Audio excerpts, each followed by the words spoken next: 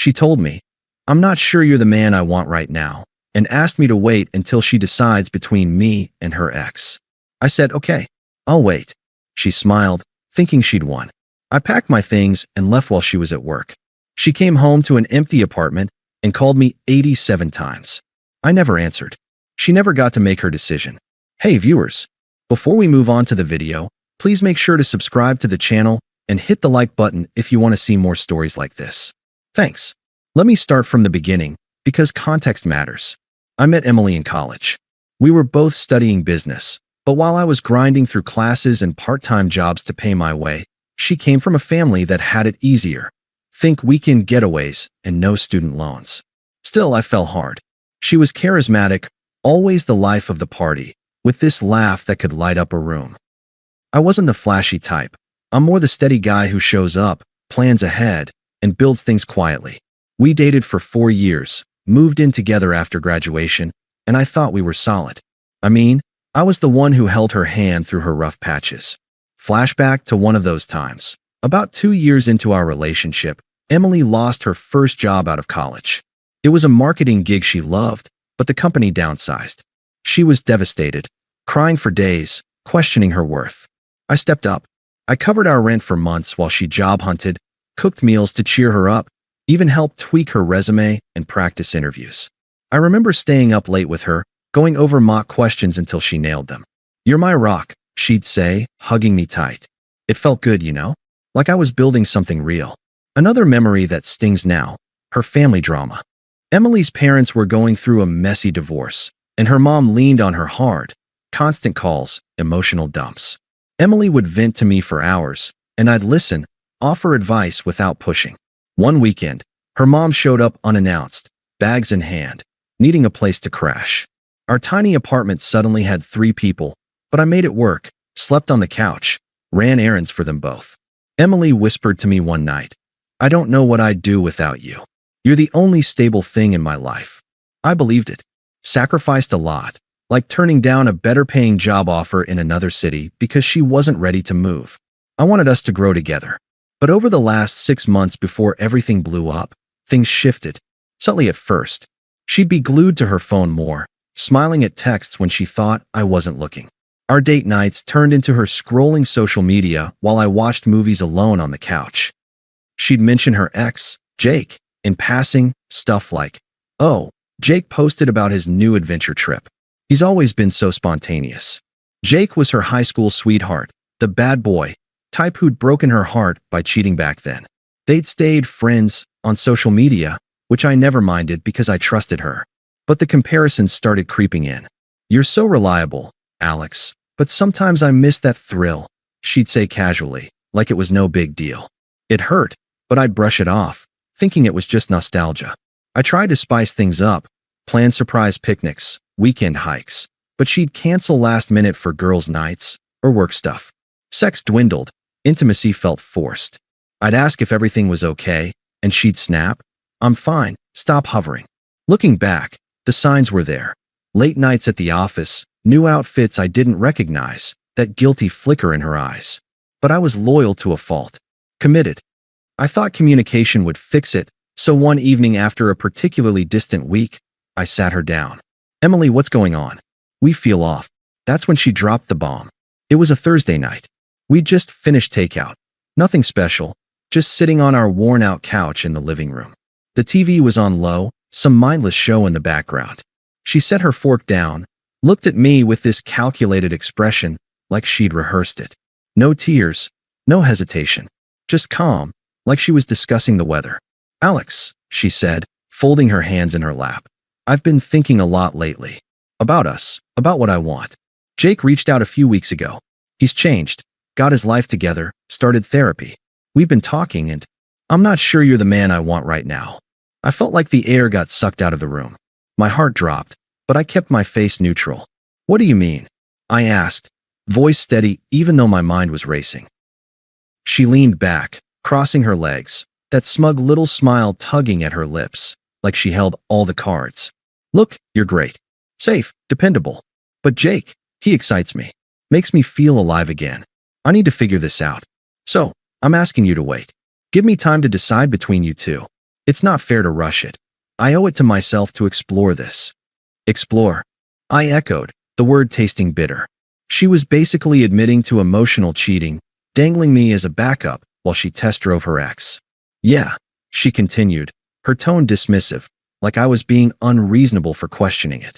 We've been together so long, but people change. Jake's matured. And honestly, Alex, you've gotten a bit predictable. I need passion, not just stability. But I don't want to lose you if it doesn't work out. So wait for me. A month or two, tops. If I choose you, we'll be stronger for it. Her logic was twisted, framing it as honesty while manipulating me into a holding pattern. She justified it like a pro. I'm being upfront, not sneaking around. You should appreciate that. Most girls would just cheat without saying anything. Smug, entitled, like I was lucky she was considering me at all. She even added, if you really love me, you'll understand. This is about my happiness too. I sat there, processing the disrespect. Years of support, and now I was an option? A safety net while she chased thrills? Internally, I was reeling, confused, angry, heartbroken. But outwardly, I nodded slowly. Okay, I said. I'll wait. Her face lit up, that victorious smile spreading wide. She thought she'd won, kept her cake and eaten it too. She leaned over, kissed my cheek. Thank you, babe. You're the best. Then she grabbed her phone, probably to text Jake, and headed to bed like nothing happened. That night, I lay awake staring at the ceiling. The confusion hit hard. How had we gotten here? I'd given up so much. Friends I'd neglected, opportunities I'd passed on. For someone who saw me as predictable. The unfairness burned. But in that silence, clarity came. Waiting? No. That was her game. I was done playing. The next morning, she left for work early, bubbly as ever. See you tonight. We'll talk more, she called out. I waited until her car pulled away. Then I started packing. I didn't waste time. Our apartment was small, a one-bedroom in a quiet neighborhood. Nothing fancy, but it was ours. Or had been. I grabbed a couple of duffel bags from the closet, the ones we'd used for weekend trips back when things were good. Started with my clothes, shirts, jeans, socks, folded them neatly, like I was just organizing. No rush, no anger-fueled tossing. Just methodical. Next, my books from the shelf, the ones on finance and self-improvement I'd collected over the years. My laptop, charger, a few personal items like the watch my dad gave me for graduation. I left the shared stuff, the couch we'd picked out together, the kitchen gadgets, even the TV. No point in pettiness. I wasn't trying to hurt her, just extract myself. As I packed, the memories flooded back, uninvited. Like the time we'd painted the walls that awful shade of blue because she insisted it was calming. We laughed about it for weeks, repainted it white eventually. Or holidays with her family. Her mom always side-eyeing me like I wasn't good enough, but Emily defending me. He's the one, Mom. Lies now, all of it. The confusion gnawed at me. How could someone flip so easily? I'd been her anchor, but to her, I was just disposable. A backup plan while she weighed her options. The unfairness settled in my chest like a weight, but I didn't let it stop me. I wrote a short note on a sticky pad from the kitchen. Good luck with your decision. Alex. Left it on the counter, keys next to it. Locked the door behind me, loaded the car, and drove off. No dramatic exit, no final words. Just gone. I headed to a buddy's place across town. Mark, an old college friend who'd always had my back. He'd sensed things were off from our last hangout and offered his couch without questions. Crash as long as you need, man. That first night, my phone blew up. It started around 6 p.m. when she must have gotten home. First text, Alex? Where are you? Then calls, 1, 2, 5. Voicemails piled up. I didn't answer, but I listened to a couple later, out of morbid curiosity. Her first voicemail was confused, almost light. Hey babe, I just got home, and your stuff's gone? The note, what's going on? Call me back, okay? We need to talk. By the third, panic crept in. Alex, this isn't funny. Where did you go? I thought we agreed you'd wait. Come on, pick up. The calls kept coming, 10, 20, 30. She hit 87 by midnight, a mix of texts, calls, even a few from her friends. One text read, seriously? You're ghosting me over this? I was honest with you. Another, Jake means nothing yet. I was going to choose you, probably. This is so immature. Immature? From the woman who asked me to sit on the sidelines while she shopped for better? Her hypocrisy burned, but I stayed silent. Blocked her number after that barrage, didn't want the temptation to respond. The silence was my response. That night, lying on Mark's lumpy couch, the reality hit. For years, poof, gone. I felt the sting of betrayal deeper now, the emotional abandonment, being reduced to an option. It wasn't just about Jake, it was her smug certainty that I'd wait, like a loyal dog. I grieved a bit, alone in the dark, but anger didn't take over. Instead, a quiet resolve formed. This was my out. Time to rebuild without her shadow. The next few days blurred. I crashed with Mark, sorted logistics, changed my address for bills, notified work I'd be remote for a bit. Emily's attempts didn't stop. She switched to email, social media DMs. One early message. Alex, please. I came home to an empty place and freaked out. I didn't mean to hurt you. Let's meet and discuss this properly. I need closure. Closure? She wanted to dictate terms again. I ignored it. Her friends got involved. Toxic bunch, always enabling her drama. One, Sarah, texted, "Dude, Emily's a mess." What the hell? She says you just vanished. That's cold. At least man up and talk to her. Her brother even called from an unknown number. Hey, this is Mike. Sis is crying nonstop. You owe her an explanation. Bro, don't be a dick. Unpleasant, pushy, like I was the villain for not playing along. I didn't engage. Instead, I focused on me. Got a cheap short-term rental in a new part of town, nothing special but mine. Started hitting the gym again, something I'd slacked on while prioritizing her schedule. Reconnected with old friends, picked up hiking on weekends. Work picked up too. I threw myself into projects, and my boss noticed. You've got fire lately, Alex. Yeah, the fire of not waiting for anyone else's approval. But the middle part? It breathed. Days turned to weeks, and the silence stretched. I'd catch myself wondering about her. Did she choose Jake? Was she happy, but pushed it down? The unfairness lingered. I'd been loyal, committed, and this was my reward? Emotional discard. Yet, in that quiet, I started healing. Confusion faded, clarity grew. I wasn't her backup. I was my own priority. Rumors trickled in via mutuals. Apparently, Emily spun the story her way at first, told people I'd overreacted, that she was just figuring things out. But cracks showed. Jake? Not the prince she'd imagined. Friends whispered he'd been flaky from the start, pushing for quick hookups, not the matured guy she claimed. She dove in anyway, thinking she'd won by default since I left. But without me as the safety net, things unraveled fast. Those first couple of months post-exit were the hardest. Not the dramatic heartbreak you see in movies, but a slow, grinding unfairness that wore on me. I'd wake up in my new rental, a stark studio with beige walls and secondhand furniture, and feel the weight of it all. For years of building a life together, sacrificed for her whims, and now I was starting over. Alone. The confusion was constant. Why me? I'd been the one to show up every time. Flashback to last Christmas. I'd scraped together cash for a necklace she wanted, while she gifted me socks. Practical, she called it. I laughed it off then. Now it symbolized everything. Me giving, her taking. I let it breathe, though. No rushing to get over it. I'd sit on my balcony with coffee, staring at the city skyline, processing. The betrayal wasn't just her words. It was the manipulation, the emotional abandonment.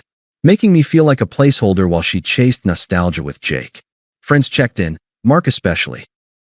You did the right thing, man. She's showing her colors. He'd share updates reluctantly. Emily was spiraling a bit, posting cryptic social media stuff like, when people leave without fighting for you. Hypocritical, considering she'd asked me to wait like a chump. Her attempts ramped up around week 3. Since I blocked her main number, she used work email. Alex, I know you're reading this. I messed up. Jake was a mistake. I see that now. Can we talk? I miss our life. Miss our life? The one she was ready to ditch? I deleted it. Then came the in-person try. She showed up at my old workplace one afternoon. I'd mentioned a project deadline in passing before leaving. Luckily, I'd taken a few days off, but a coworker texted, "Your ex is here, looking for you. Seems upset." I ignored that too. The family piled on next. Her mom left a voicemail, sharp, accusatory. "Alexander, this is unacceptable." Emily's heartbroken. "You packed up like a thief in the night?" We thought you were better than that. Call her back, or at least explain yourself to me. Unpleasant, demanding, like I owed them. Her brother followed up with a DM. Bro, you're making this worse. She's not eating, crying all the time. Be a man and fix it. Toxic. All of them. Pressuring me to cave, never acknowledging her role. I stayed detached. Walked away from social media altogether, deactivated accounts to avoid the noise. Instead, I built routines, morning runs to clear my head, evening reads on personal growth. Work became my anchor. I pitched a new idea to my team, got promoted to lead on a big account. Impressive turnaround, my boss said. Yeah, from doormat to driven. The silence helped. No confrontations, no begging. Just me, sitting with the pain until it dulled. The unfairness? It motivated. I wasn't mistreated anymore. I was free. Karma started peeking through. Mutual friends distanced from her. One told me, she's with Jake now, but it's messy. He's jealous, controlling. She regrets pushing you away. Isolated. Her circle shrank as the truth spread. She'd strung me along, and I bounced. Her job suffered too. Heard she called out sick a lot. Performance dipped. But I didn't gloat, just noted it, moved on. Ready for whatever came next. About 3 months in, the karma train arrived full force. I wasn't seeking it. Hell, I wasn't even checking up on her, but word got around through the grapevine. Mutual friends, the ones who'd stayed neutral at first, started filling in the blanks. Turns out, without me as her fallback, Emily's decision blew up in her face spectacularly. Jake, the so-called matured ex? He was a walking red flag. Unstable as ever, job hopping, mood swings, and yeah, still a cheater. She'd moved in with him quick, thinking it was fate or whatever bullshit she told herself. But he treated her like an option too, just like she'd done to me. Abusive verbally, controlling her socials, isolating her from friends. One night, after a blowout fight, he kicked her out with nothing but her purse. She ended up crashing at Sarah's, broke and humiliated. Her reputation tanked. Those cryptic posts? They backfired. People saw through the victim act. Comments like, "You asked him to wait while you chased your ex? Girl, that's cold." Friends dropped her. Even her family started questioning. Emily's a mess. One mutual told me over coffee. Lost her job last week. Couldn't focus, missed deadlines. Jake drained what savings she had on his business ideas that went nowhere. Isolated, irrelevant, discarded just as she'd discarded me. It was poetic, really. Her smug, "I owe it to myself" logic flipped on its head. Now she was the one waiting, begging for scraps. Her attempts to reach me escalated from pathetic to desperate. Started with more emails, but now pleading. "Alex, I know I hurt you, but Jake was toxic. He hit me once. I'm scared. Can you just talk to me? I need my rock back." Hypocrisy at its finest. She'd mocked my stability, now craved it. I deleted without reply. Then the calls from new numbers, burner apps probably. One I accidentally picked up while half asleep. "Alex? Oh God, finally. Don't hang up." Her voice was frantic, sniffly, like she'd been crying. I paused, phone to my ear, but stayed silent for a beat. "What do you want, Emily?" To explain. "Jake, he's not who I thought. It was a mistake. I was confused, okay? You were always so good to me. Remember how you helped with my job stuff? I need that again. Please, let's meet. I can come to you." Her tone shifted mid-sentence, from remorseful to entitled, like I owed her forgiveness. "You left without letting me decide. That's not fair. I was going to pick you." I felt nothing. No sympathy, no pull. Just calm. "Your decision doesn't matter anymore," I said flatly. Then hung up. Blocked the number. It got worse. She showed up at Mark's place. He'd slipped once about me staying there early on. Mark texted me a heads up. "Your ex is here," pounding on the door. "Want me to call the cops?" I said no, but he recorded it just in case. Later, he played the audio for me. Her voice, shrill and angry now. "Alex, I know you're in there. Open up. You can't just disappear like this. We had a life. You're being a coward. Face me." Pounding, then softer. "Please. I miss you. I'm sorry. Let me in." When Mark finally answered, telling her I wasn't there and to leave, she snapped. "Tell him he's ruined everything. I hate him for this." True colors shining. Desperate 1 minute, furious the next. The family amped up too. Her mom emailed, all guilt-trippy. "Alexander, Emily's in a bad place. Jake left her black and blue. figuratively, but close. You were family to us. Help her, for old time's sake. Unpleasant, manipulative. Her brother went aggressive in a voicemail. Listen, punk. My sister's falling apart because of you. She tries to get her life straight, and you bail? Show up, or I'll find you myself. Threatening, toxic, like they own me. I ignored it all. Focused on my rise. Landed a promotion with a fat raise. Bought a small condo in a better neighborhood. Started dating casually. Not replacing her, just living. The justice felt earned. Her downfall realistic, not some fantasy. She saw me as beneath her thrills. Now she was the one beneath rock bottom. But I didn't revel, just observed, detached. 6 months after I left, the closure came uninvited, at our mutual friend Lisa's wedding. It was a garden affair, vague outskirts of town, string lights and laughter. I'd RSVP'd yes, figuring Emily might skip it after everything. But there she was, across the reception tent, looking frayed, dress ill-fitting, makeup smudged like she'd cried en route. Alone, no Jake in sight. Me? I was thriving. Sharp suit from my new wardrobe, chatting with old pals, even brought a date. A colleague named Mia, nothing serious but a clear upgrade. Confident, at peace. The contrast hit hard. Her failure on display, my growth undeniable. She spotted me during toasts, weaved through the crowd. I saw her coming, steeled myself. No scene, just dignity. She reached my table, eyes desperate, voice low but urgent. Alex, can we talk? Privately. I glanced at Mia, who raised a brow but stayed cool. Stood up politely, led Emily to a quiet corner by the bar. No warmth, just business. What is it? I asked, tone even. She fidgeted, twisting her hands. I look like shit, I know. Jake's gone. Cheated, left me with debt. Lost my job, friends ghosted. But you look great. Happy. A pause, then pleading. I was wrong. So wrong. Asking you to wait. That was selfish. I see now you were the one. Please, give us another chance. I'll change. We can start over. Her words echoed her old hypocrisy. The same twisted logic, now reversed. Desperate, clinging. I mirrored it back, calm and firm. You said you needed time to decide. That I should wait because you owed it to yourself. I met her eyes, indifferent. Well, I waited for me. Built something better. Your decision? It's irrelevant now. You're not part of this life. She blinked, tears welling. But, I love you. Don't you care what I've been through? Not anymore. I said simply. That's not my problem. You've shown your colors, smug when you had power, angry when you lost it. I'm done. She grabbed my arm, voice rising. You can't just forget me. We had 4 years. I pulled away gently, like swatting a fly. And you were ready to toss them for a thrill. Goodbye, Emily. Turned, walked back to my table without a glance. She stood there, frozen, as guests whispered. Mia smiled. Everything okay? I nodded. Never better. Later, I heard she left early alone. Blocked her everywhere for good. That night sealed it.